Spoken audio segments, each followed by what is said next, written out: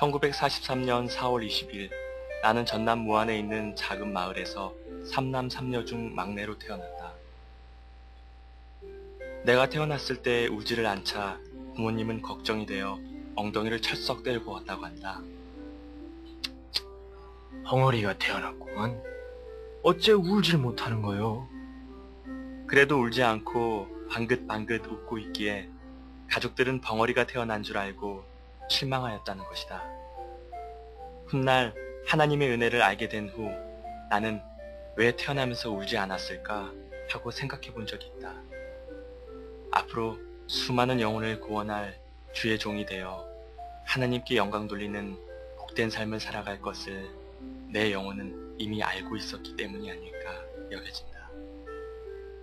한학의 조예가 깊으셨고 풍류를 즐기기 좋아하셨던 아버지는 일제시대 일본을 왕래하며 여러 가지 사업을 펼쳤으나 해방 후에는 사업을 중단하고 조용하게 살 수 있는 곳을 물색하셨고 내가 3살 되던 해 우리 가족은 장성으로 이사를 가게 되었다. 그곳은 천시가 아니면 발붙이기 어렵다는 봉건적인 지역이었지만 우리 가족은 자연스럽게 정착하여 뿌리를 내리며 살아가게 되었다. 어린 시절 내가 기억할 수 있는 아버지는 세상과 거리를 두시고 주로 독서를 많이 하셨고 손님들 찾아오시면 술상을 차리게 하셔서 손님들과 시조를 읊거나 한학을 겨루시곤 하였다. 세로가, 사람은 이렇게 절개가 있어야 하느니라. 너도 그처럼 훌륭한 사람이 되어야 한다. 나를 큰 인물로 키우고자 애쓰셨던 아버지께서는 5살 때부터 천자문을 가르쳐 주셨고 재미있는 영웅 호걸들의 이야기를 많이 들려주셨는데 삼국지에 등장하는 관우, 장비, 조자룡이 주인인 유비를 지키기 위해 전쟁터에서 목숨을 걸고 싸웠던 무용담이나 제갈 공명이 동남풍을 불게 하였던 대목에 가면 손에 땀이 날 정도로 흥미진진하였다. 아버지는 공자나 맹자 등 성현들의 가르침이나 위인들의 지조에 대해서도 말씀해 주셨다. 자신이 죽임을 당할 줄을 알면서도 쓰러져가는 고려 왕조를 끝까지 섬겼던 정몽주의 절개나 풍전등화의 위기에 처한 조국을 구해낸 이순신 장군의 이야기는 언제 들어도 감명 깊었다. 자신에게 해가 올지라도 끝까지 변치 않고 자신의 위치를 지켰던 위인들의 이야기는 어린 가슴에도 깊이 새겨졌던 것이다. 아버지께선 내가 초등학교에 입학한 후에 고사리 같은 손을 붙들고 선거 유세장에 데리고 가셨다. 20리, 30리 길을 멀다 하지 않고 걸으며 여러 선거에 다니시기를 즐기셨다. 아버지는 막내 아들이 나라를 위해 큰 일을 할 수 있는 정치가로 키우고 싶으셨던 것이다. 단상에서 연설하고 있는 후보들의 모습이 어린 마음에 매우 멋있게 보였고 위대한 인물처럼 보였다. 나도 크면 저렇게 훌륭한 인물이 되어야지. 이 꿈은 중학교와 고등학교에 다닐 때에도 계속되어 이제는 스스로 선거 유세장을 찾아다니며 후보들의 연설에 귀를 기울였다. 방과 후에는 친구들과 신나게 노는 것이 일과였는데 병정놀이, 씨름, 발차기 등과 같은 과격한 놀이를 즐겨하였다. 나는 또래 아이들보다 힘이 센 편이었고 승부의식이 강하여 싸움에서는 꼭 이겨야 했다. 어찌하든지 이길 때까지 계속 시합을 해야 할 정도로 고집이 세고 자존심이 강한 편이었다. 강건한 체질이었지만 어머니는 매우 어려운 가정 형편 속에서도 보약을 다려 먹이셨는데 이는 시골에서 찾아보기 어려운 일로 나에 대한 어머니의 사랑은 각별하였다. 가끔 어머니의 손을 잡고 바깥 나들이를 할 때면 동네 어른들께서 덕담을 하셨다. 그 녀석 참으로 똘똘하게 생겼네. 크면 한 자리 하겠어. 관상을 보아하니 큰 인물이 될 것 같으니 아이 잘 키우시오. 어머니는 그런 말을 들을 때마다 흐뭇해 하시는 표정이셨다.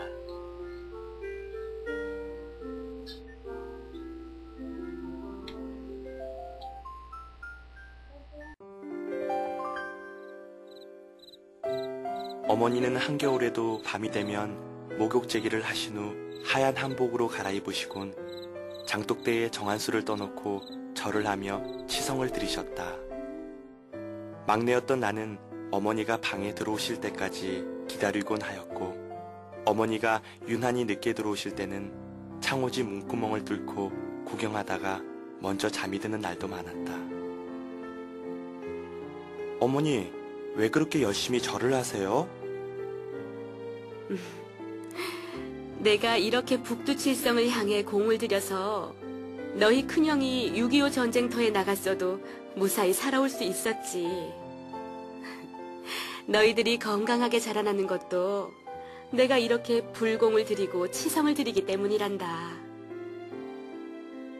훗날 갑작스럽게 찾아온 질병으로 내가 수년 동안 아파 누워있을 때 어머니는 열심히 치성을 드리시며 아들의 건강을 기원했건만 아무 소용이 없었다. 그런데 하나님께서 한순간에 깨끗하게 치료해 주셨다는 소식을 듣고 누가 건면해 준 것도 아닌데 어머니는 교회에 나오기 시작하셨다.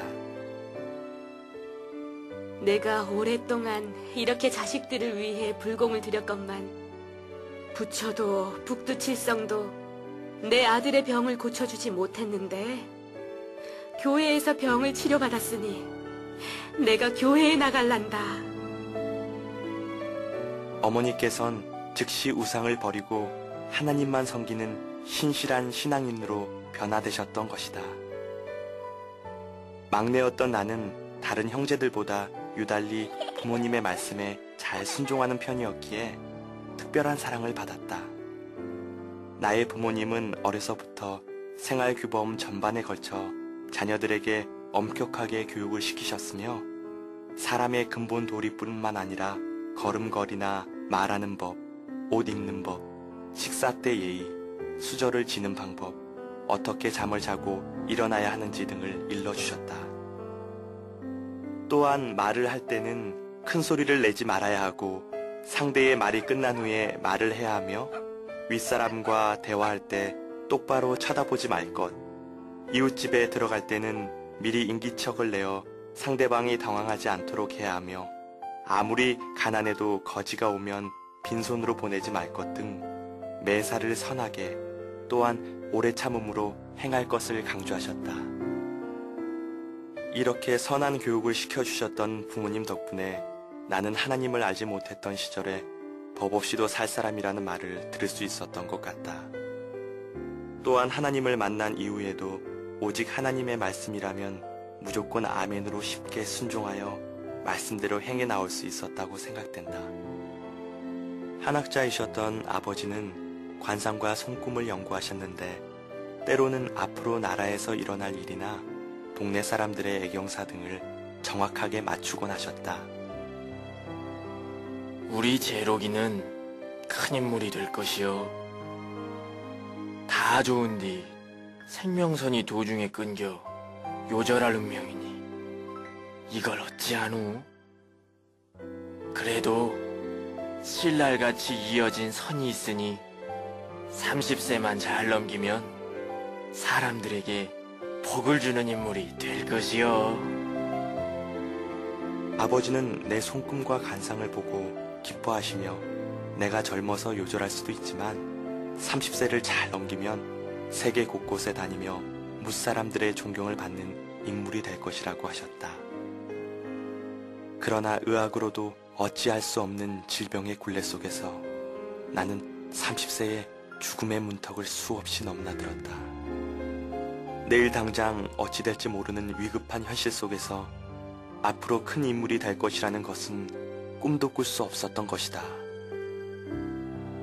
혹시 젊어서 요절을 할 수 있다고 생각된 막내 아들의 운명을 안타깝게 생각하셨던 아버지는 할 수만 있다면 아들에게 좋은 것으로 가르치시고 공급해 주시고자 최선을 다하셨다. 어머니 역시 근면하고도 성실한 삶으로 가족들을 위해 살아가셨다. 나는 어릴 적부터 워낙 건강한 편이었다. 어머니가 막내인 나를 유난히 사랑하셔서 몸에 좋다는 보약과 꿀, 약초 등을 늘 먹이셨기에 또래의 아이들보다 힘이 센 편이었다. 나이는 어렸지만 씨름판에 나가면 상을 휩쓸어 별명이 장사였다.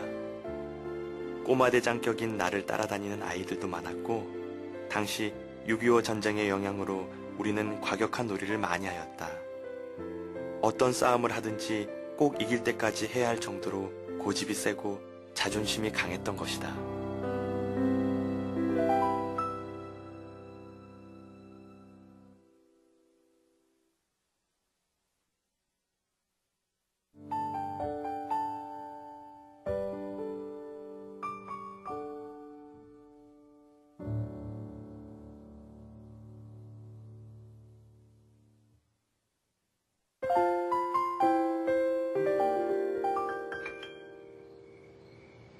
초등학교 4학년 어느 날, 나는 선배인 중학생과 놀다가 갈비뼈 한 개가 금이 갈 정도로 크게 다쳤다.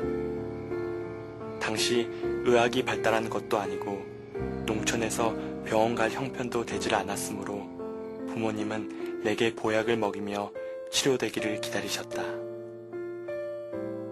그러나 해마다 여름이 되면 다친 곳 옆구리가 결리고 통증으로 호흡하기도 어려워 달리기조차 할 수가 없었다. 별다른 치료 방법이 없었기에 아버지는 독사뱀 2마리를 소주에 담가 나에게 조석으로 한 잔씩 마시게 하였다. 이렇게 해서 어린 시절에 아버지 앞에서 자연스럽게 술을 배우게 되었다. 또 4학년 때 내가 다니던 학교에 별명이 미친 선생이란 분이 있었다. 나는 친구들과 삽이라는 놀이를 하고 있었는데 선생님은 우리가 싸우는 줄 알고 교무실로 불러 야단치시면서 우리들을 세워놓고 서로의 따귀를 때리게 했다. 나는 선생님에게도 맞았을 뿐만 아니라 친구에게 20대나 얻어맞아 얼굴이 퉁퉁 붓고 한쪽 고막이 터져버렸다. 이후에 귀에선 계속 진물이 나왔으며 내겐 청각 장애가 생겼다. 1959년 광주에서 중학교를 졸업한 후 난 서울로 상경하여 성동구 신당동에서 살고 있던 큰 누님 댁에 기거하며 고등학교를 다니게 됐다. 고등학교 3학년 무렵 몸이 워낙 아파 40여일이나 결석하였다. 어느 날 학교에 가지 못하고 누워 있었는데 처음 보는 사람이 집에 들어와 예수 믿으라고 전도하였다. 참 어리석은 사람들이군. 하나님이 어디 있다고 저렇게 전도하면서 다니는 것일까? 나는 예수 믿지도 않겠지만 예수 믿으면 저렇게 전도하러 다녀야 하는데 부끄러워서 어떻게 할 수 있다? 예수 믿으라고 전도하는 사람들이 참으로 한심하게 보였다.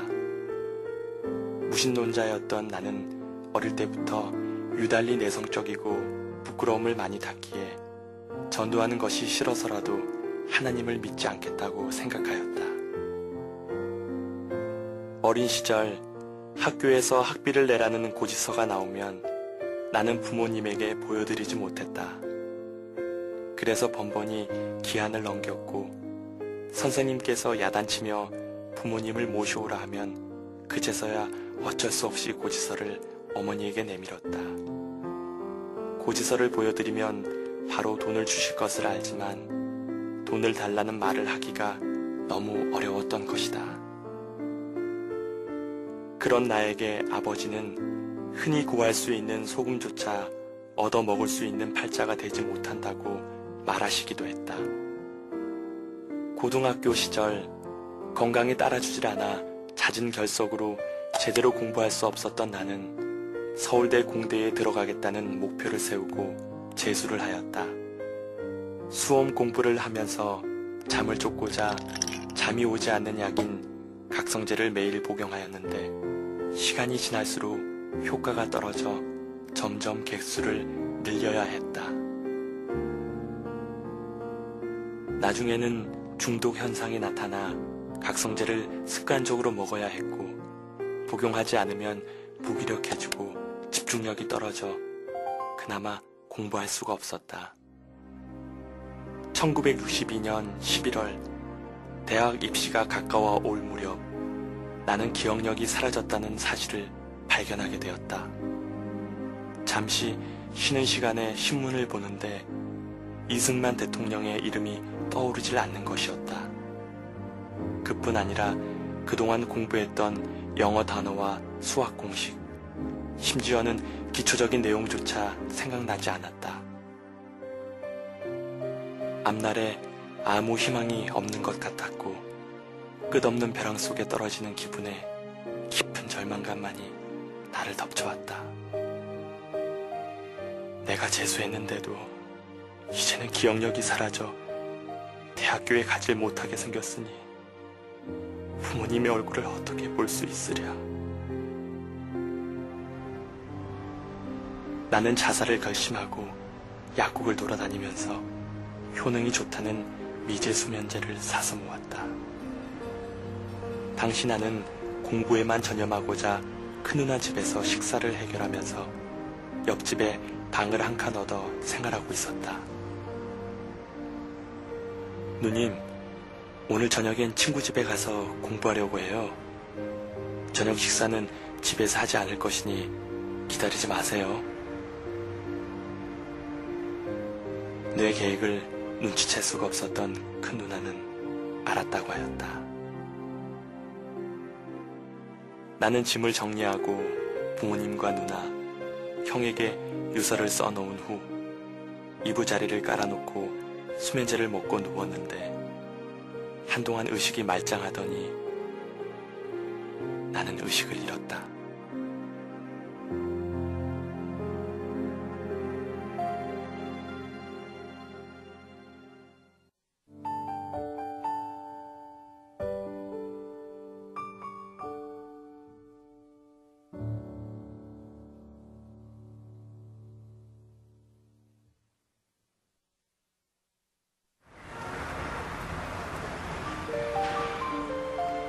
인명은 제천이라고 하였던가. 당시 동대문에서 포목점을 하고 있던 형님과 매형은 매일 밤 10시에 가게 문을 닫고 다른 용무를 본 다음 밤 12시쯤에 도착하는 것이 일과였다. 그런데 그날 이상하게도 형과 매형은 평소와는 달리 빨리 집에 들어가고 싶은 마음이 들었다고 한다. 매형, 오늘 가게 문을 빨리 닫고 집에 들어가야겠습니다. 그래, 나도 일찍 들어가고 싶었네. 동생은 어딨나? 오늘 저녁에는 친구 집에 가서 공부한다고 했어요. 이날 일찍 가게 문을 닫고 매형집에 도착한 형님은 평소에 공부에 방해가 된다고 찾지도 않던 동생을 찾아왔다. 그런데 방문이 잠겨있는 것을 보고 순간 불길한 생각이 들어 문을 부수고 들어가니 이미 나는 싸늘한 시체로 변해 있었다고 한다. 지금 빨리 병원에 가서 위세책을 내내면 살아날 수 있을지도 몰라. 형과 매형은 급히 나를 병원에 옮겼는데 의사는 내가 워낙 약을 많이 먹었기에 살아날 가능성이 희박하다고 했다. 그러나 나는 며칠 만에 깨어났지만 이 사건으로 그나마 있는 기억력도 잃게 되었다. 1년이 지나도 기억력이 회복되질 않았지만 다시 공부해서 1964년 한양대 공대에 입학하게 되었고 대학교에 다니던 중 군대 영장이 나와 휴학계를 냈다. 군 입대 전에 부모님께서 미리 주셨던 2학기 등록금을 친척의 부탁으로 제대하면 이자까지 받기로 하고 빌려주었으며 그해 10월 29일 군 입대하였다. 순조롭게 군 복무가 끝나갈 무렵 친척 소개로 지금의 아내와 펜팔하게 되었다. 1967년 4월 17일 군 복무를 마치고 나와보니 예기치 못한 일이 기다리고 있었다. 이자까지 돌려주기로 한 그 친척 집에 어려운 일이 생겨 원금마저 돌려받을 수가 없게 되었고 그 사실을 알게 된 형과 매형이 등록금을 주셨다. 제대 후 펜팔하던 여인을 만나 순수한 사랑을 나누었고 결혼을 약속하였다. 호수같이 맑고 큰 눈을 가진 여인이었는데 등록금 받은 것을 알고 잠깐 빌린다며 가져가더니 약속을 지키지 못하였다. 그래서 2학기 등록을 하지 못하고 몇 달을 보내다가 고민 끝에 시골에 내려갔다.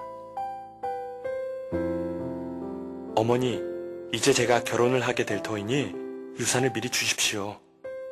유산을 미리 주시면 결혼식 비용도 하고 아내가 될 여자가 미용 기술이 있으니 미장원을 차릴 것입니다. 그러면 그 수입으로 생활할 수가 있습니다. 또 남은 돈은 은행에 놓고 이자를 받아서 저축할 것이며 저는 장학금을 받아 공부할 것입니다. 또 대학 졸업하고 미국 유학을 가서 박사학위를 받아오겠습니다. 당장 박사학위를 따올 듯이 미래의 청사진을 펼치면서 설득하는 아들의 말에 부모님은 어쩔 수 없이 허락을 해주셨고 당시 거액의 유산을 받은 나는 장밋빛 미래를 꿈꾸며 서울로 상경하였다.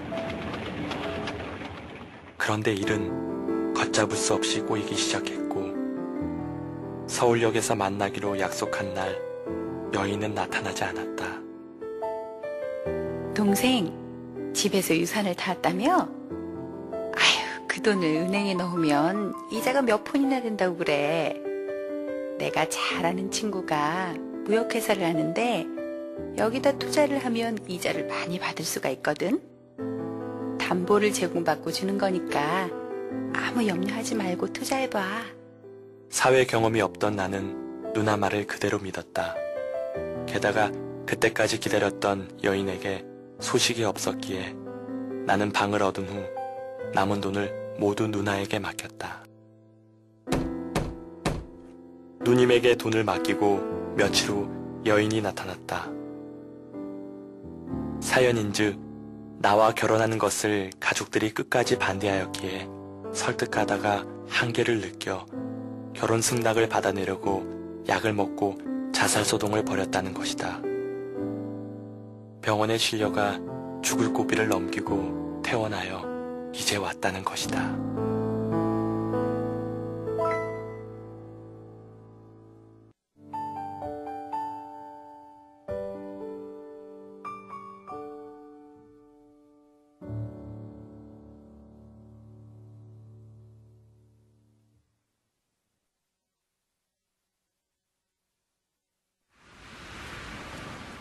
누나는 2개월 동안 이자를 잘 보내주는가 싶더니 그 다음부터 소식이 없었다. 누님, 이제 새학기 등록금을 내야 하니 돈을 돌려주십시오. 해가 바뀌어 학업을 계속하고자 누나를 찾아가 돈을 달라고 하자 누나는 매우 난처한 표정을 지어 보였다.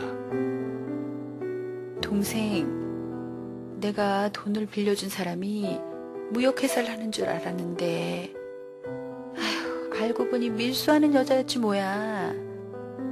밀수하다가 들켜서 지금 감옥에 있으니 그 돈을 돌려받을 수가 없게 됐다네. 나는 한동안 망연자실하였다. 이렇게 비참할 수가.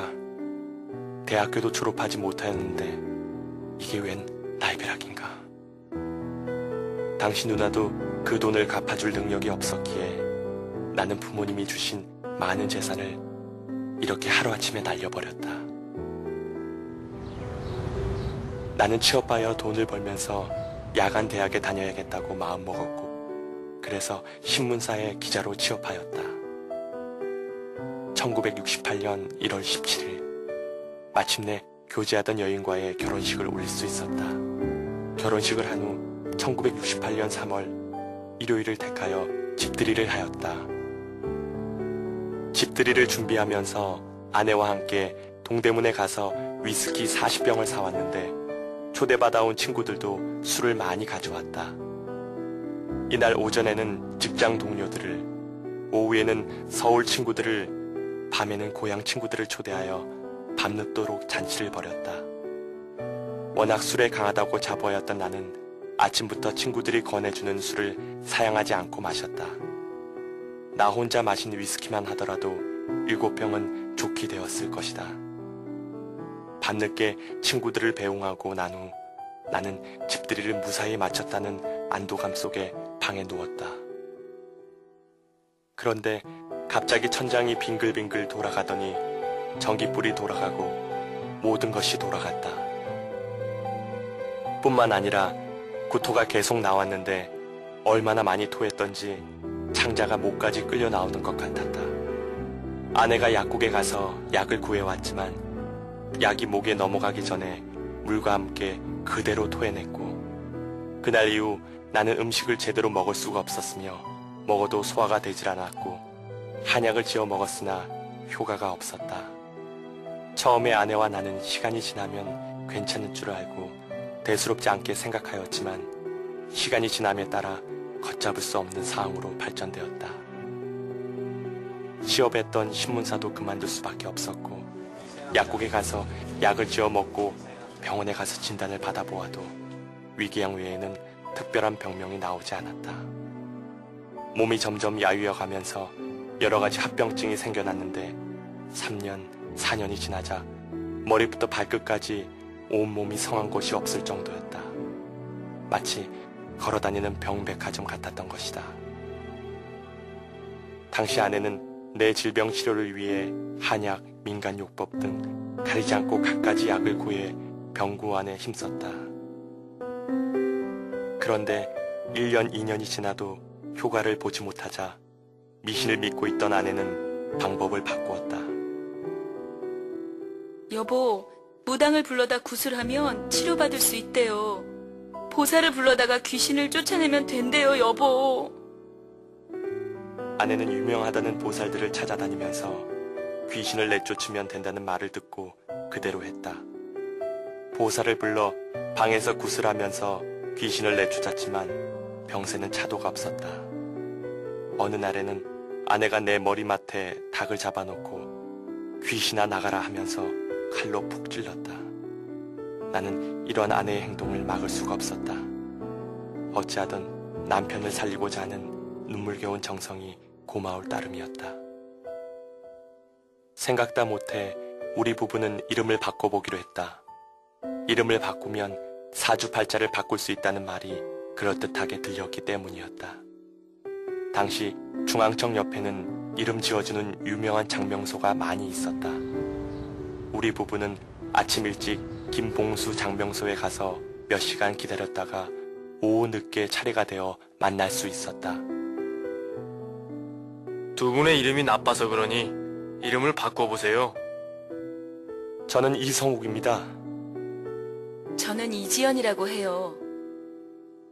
그날 이후 나와 아내는 장명소에서 고쳐준 이름을 사용했지만 시간이 흘러도 아무 효험이 없었다.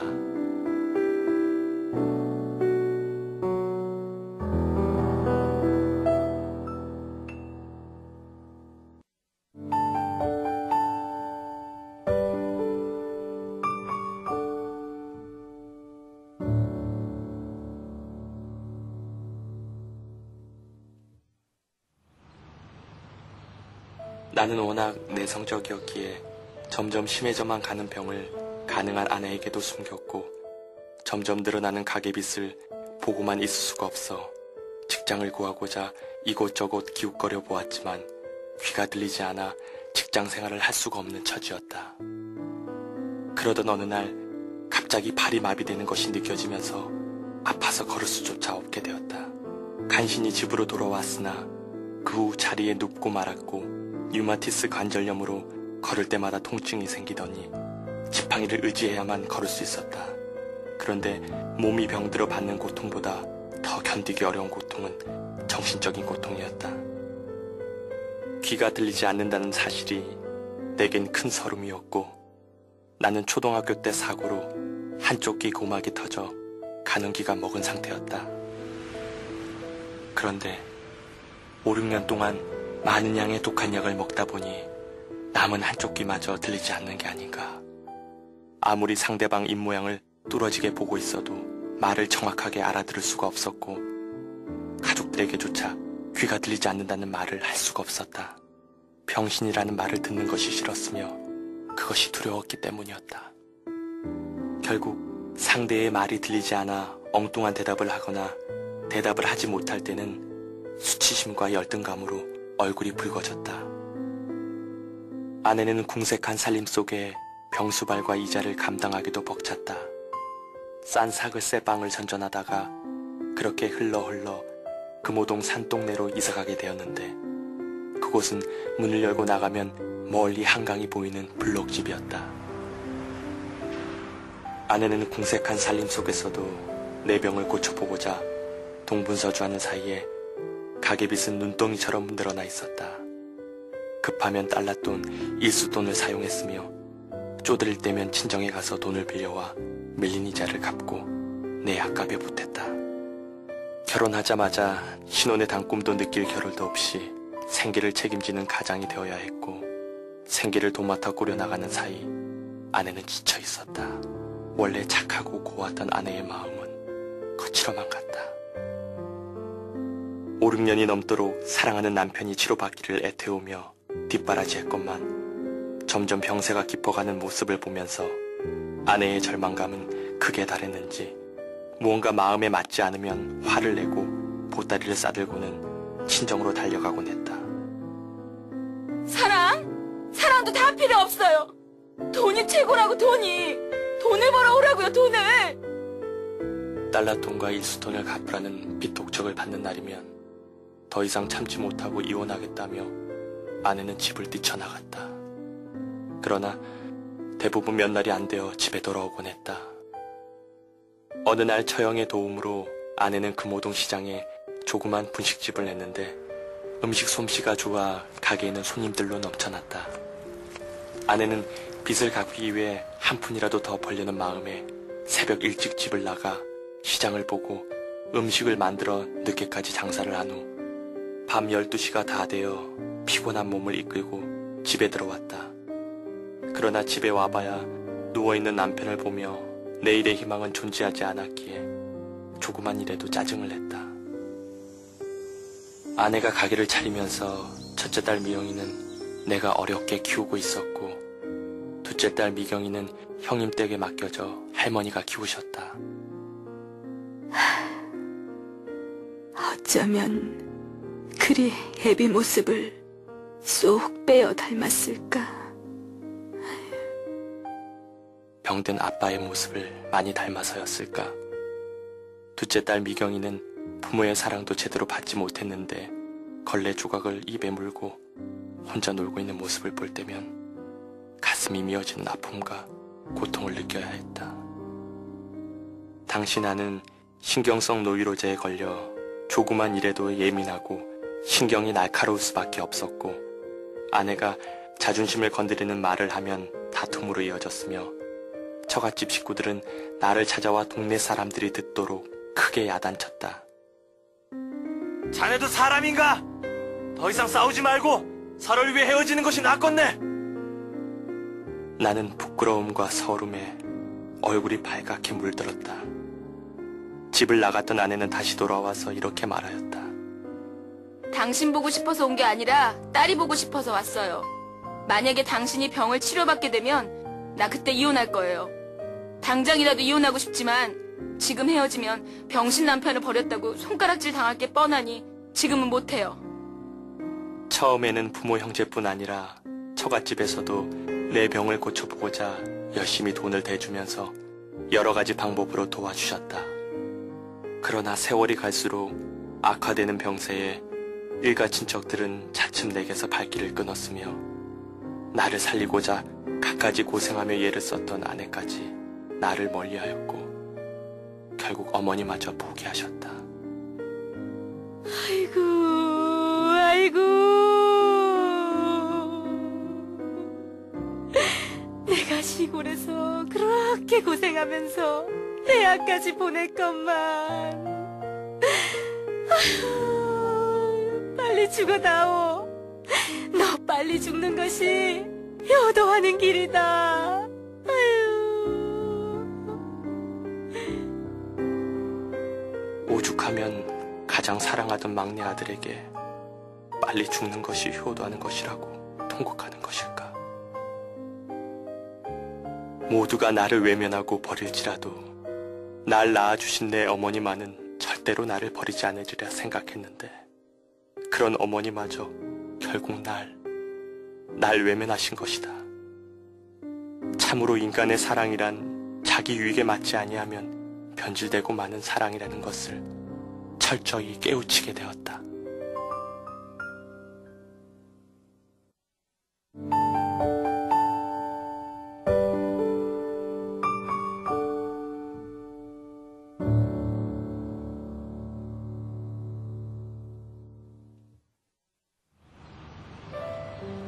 어느덧 생을 향하여 비상하고자 바닥거리던 나의 날갯짓은 힘없이 널구어졌다.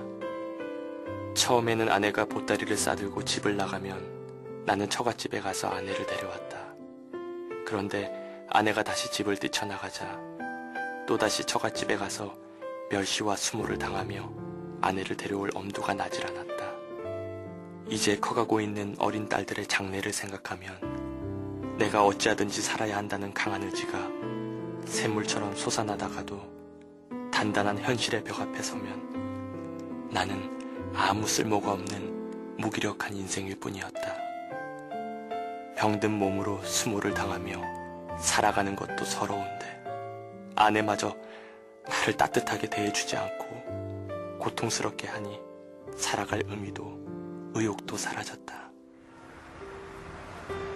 죽음이라는 그늘을 헤어날 길이 없다고 판단한 나는 이 비참한 삶을 빨리 끝내고 싶다라는 갈망 속에서 수면제를 사서 모아놓았고 처갓집에 가서 아내를 데려오는 것보다 차라리 죽는 것이 낫겠다는 생각이 들어 그동안 모아놓은 수면제 20알을 한꺼번에 먹었다.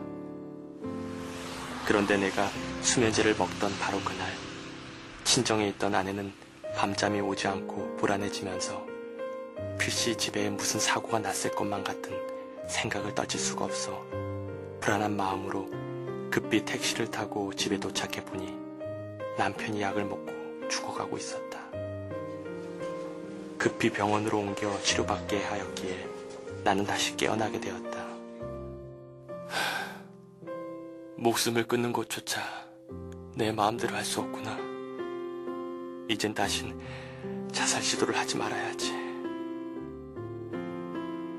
병원에서 정신을 차리게 된 나는 어떤 운명의 힘을 느끼게 되어 다시는 자살할 생각을 하지 말아야겠다는 다짐을 하였다.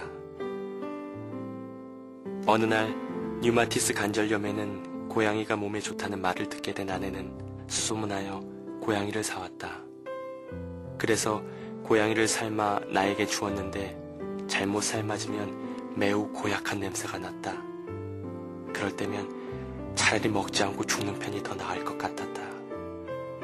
어머니와 아내는 몸에 좋다는 것은 무엇이나 구해왔다. 진해, 익모초, 온나무 껍질까지 삶아먹게 하였고 개쓸개, 웅담, 뱀술 등 가리지 않고 구해와 병구 안에 힘썼다. 7년여 동안 갖가지 약과 병원 진료, 한약 치료, 국가 미신, 민간요법까지 동원해 보았지만 점점 헤어날 길 없는 깊은 수록만이 기다리고 있었다. 1973년 초여름. 제로가 아주 이름 있는 의사가 이 동네에 왔으니 진찰을 받아보면 어떨까? 그래, 손해볼 게 없는데 받아보지 뭐. 당시 금호동에 살던 동네 친구들의 권유로 나는 의사를 찾아갔다. 의사는 진맥을 하더니 이렇게 처방을 내렸다. 당신은 살아있는 것이 기적입니다. 도대체 맥박이 뛰는 것 같으면서도 뛰지도 않으니 지금 살아있는 게 신기하네요. 당신이 병을 치료받을 수 있는 한 가지 방법이 있습니다. 당신 젊어서 운동한다고 많이 두드려 맞았지요? 그래서 이곳 저곳에 어여린 죽은 피가 온몸에 깔려있어 이렇게 된 것입니다. 그래요? 그 처방이 무엇입니까? 저 시골 역전에 가면 많은 사람들이 사용하는 변소가 있습니다. 이 변소의 맨 밑에 있는 똥물은 10여 년 썩어있는 물이니 이것을 건져서 맥주컵으로 하루 3차례 보름 동안 드십시오. 그러면 당신의 어혈은 깨끗하게 나을 것입니다. 의사는 구체적인 방법까지 가르쳐 주었다. 만일 이대로 해서 병이 치료되면 나는 그 의사에게 크게 살해하기로 하였고, 아내와 나는 이번에는 정말로 병이 나을 줄 알고 춤을 추듯 기뻐하며 시골에 내려갔다. 의사의 처방을 전해들은 어머니는 밤새 항아리 속에 고인 똥물을 약사발에 담아 정성스럽게 나에게 갖다 주셨다. 이렇게 하여 나는 15일 동안 하루 3차례씩 거르지 않고 마셨다. 심한 악취로 인해 한 번 마시기조차 힘들었지만 오직 병을 고쳐야 한다는 일념으로 빨대를 사용하여 마셨다.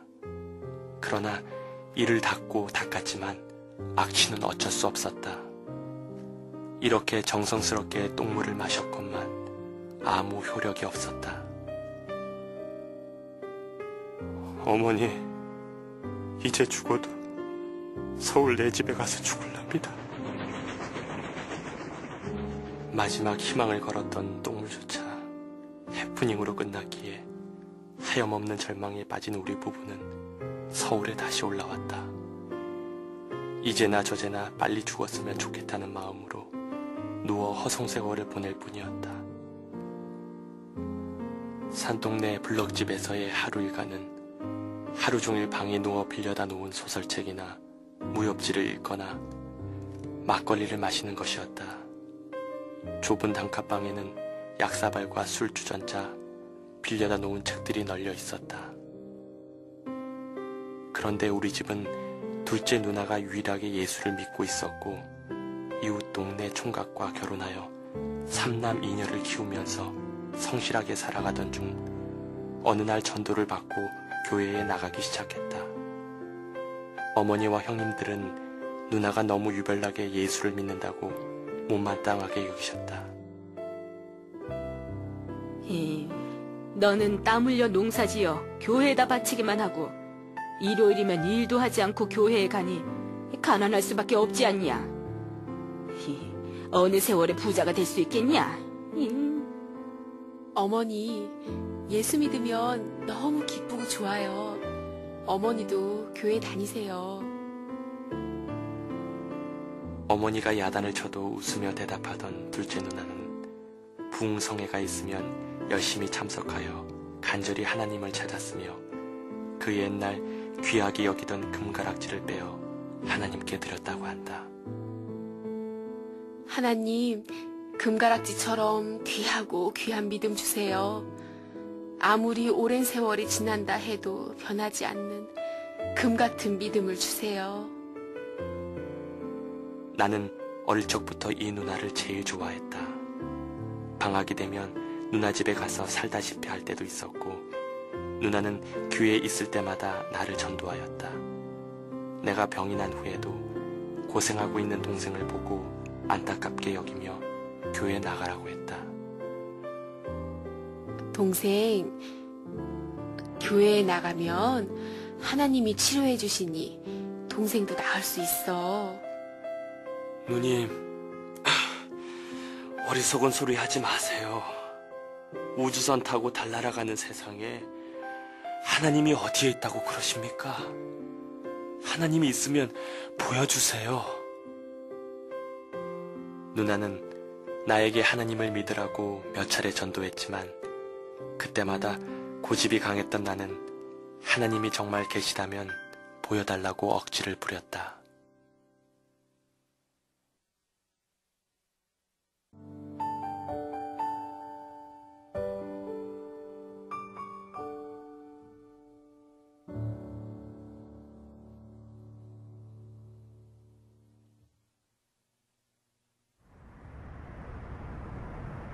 당시 내 모습은 어느 유명한 소설의 주인공과 같았다. 소설 속의 주인공은 담장에 매달려 있는 마지막 잎새를 바라보며 오늘 밤 비바람 속에 저 잎새가 지고 나면 내 생명도 쓰러지고 말 것이라 고 믿었던 것처럼 나 역시 내일을 기약할 수 없는 절망적인 삶의 연속이었던 것이다.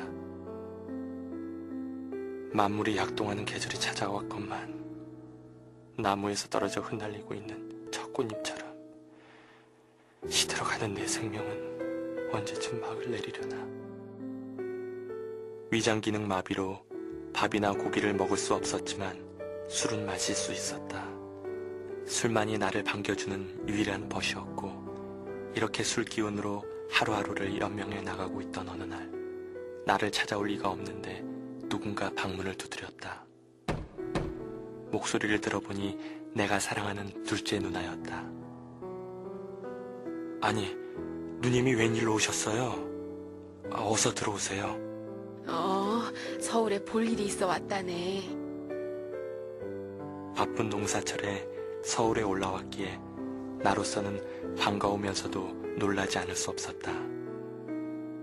동생, 한 가지 부탁이 있는데 동생이 좀 들어줘야 쓰겠어. 내가 예전부터 꼭 가고 싶은 곳이 있었지 않은가? 동생이 좀 데려다 줄란가?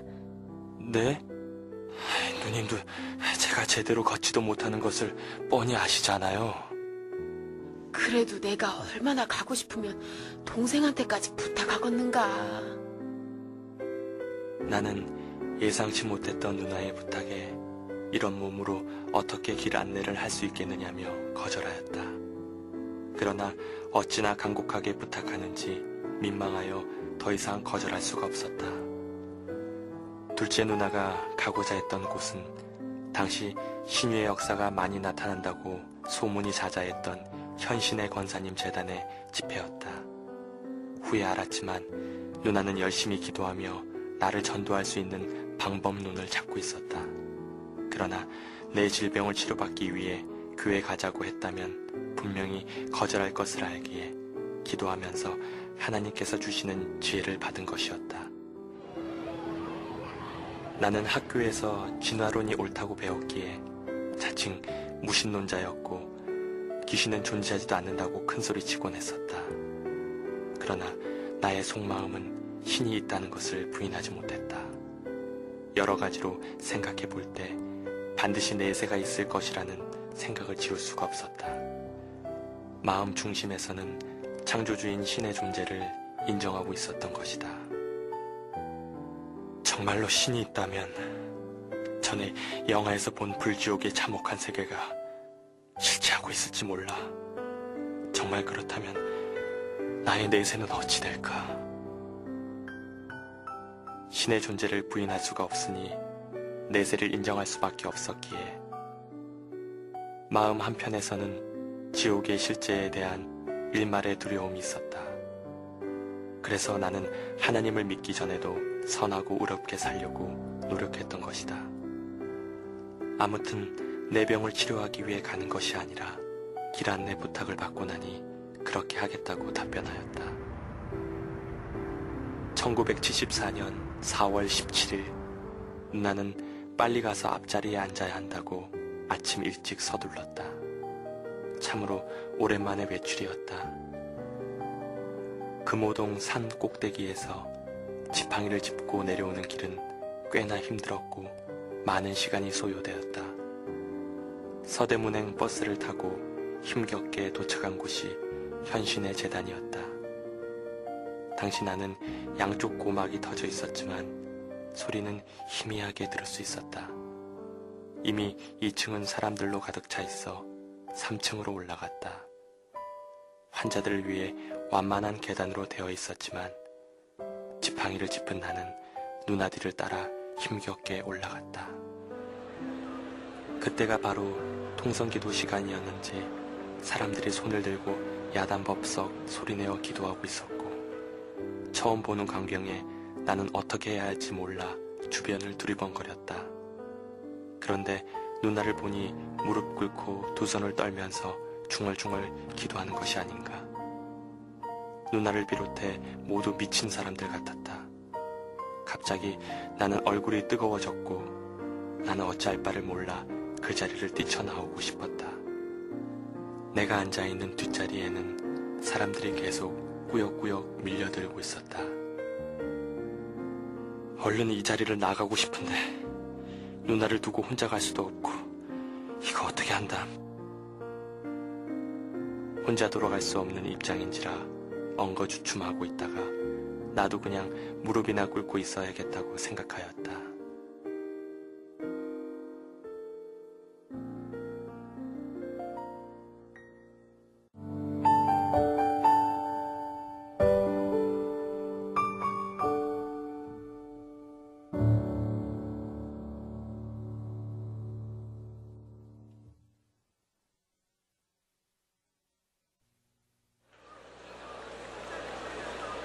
무릎을 꿇고 눈을 감았는데 바로 그 순간 갑자기 몸에서 땀이 송골송골 나기 시작하더니 등축이를 타고 흘러내리는 것이 아닌가. 당시 봄날이었지만 땀이 날 정도로 더운 날씨가 아니었다. 더군다나 나는 몸이 야이워 뼈와 가죽만 앙상하게 남아있던 터라 땀이 날 이유가 없었는데 참으로 이상한 일이었다. 이날 내가 무릎 꿇자마자 하나님께서는 성령의 불세례로 모든 질병을 태워주셨음을 나는 후에야 알게 되었다. 멀리 보이는 강단에 흰옷을 입은 현신의 권사님이 열심히 설교하고 있었고 쩌렁쩌렁 마이크 소리가 울렸지만 내 귀에는 잘 들리지 않고 가끔 한마디씩 들려왔다. 내가 저분의 말을 정확하게 알아들을 수 있으면 얼마나 좋을까. 몸에 땀이 난 후 나타난 마음의 변화였다. 현신의 권사님의 설교 말씀이 듣고 싶어진 것이다. 동생, 여기 온 사람들처럼 동생도 기도를 받게나. 설교가 끝나자 누나는 환한 표정으로 나에게 기도를 받고 돌아가자고 했다. 누나의 말대로 나는 많은 사람들 틈에 끼어 현신의 권사님이 앉아 계신 곳으로 나갔다. 그 사이 마이크 소리가 계속 들렸는데 기도받고 치료를 체험한 사람들이 간증을 하는 것이라고 하였다. 기도를 받으면 치료를 받는가 보다. 그렇지만 믿어지지가 않는군. 앞에 앉아 계신 현신의 권사님은 한 사람씩 머리를 한번 탁 때린 후 등을 한번 때리고 밀어내는 것이 전부였다. 나 역시 다른 사람들과 마찬가지로 머리와 등을 한번 맞은 후 쭉 마룻바닥에서 밀려났다. 이건 사람을 마치 짐짝 취급하는 거 아니야? 아무래도 저 여인이 사기치고 있는 것 같아. 워낙 사람들이 많아서도 그랬겠지만 한 사람씩 정성껏 기도해 주는 것이 아니라 탁 때리고 밀어내는 기분이 상했다. 그 순간 초등학교 때의 사건이 스치고 지나갔다. 정읍에서 어떤 여자가 신유의 능력이 강하다고 소문이 났는데 일간지에 광고가 게재되면서 많은 사람들이 정읍에 몰려들었다. 내 조카도 귀에서 진물이 났기 때문에 기도받고자 그 집회에 참석한 적이 있었다. 그러나 보름쯤 지나 이 여인은 짜고서 사기극을 벌인 것으로 밝혀져 구속되었고 일간지에 대서특필되었다.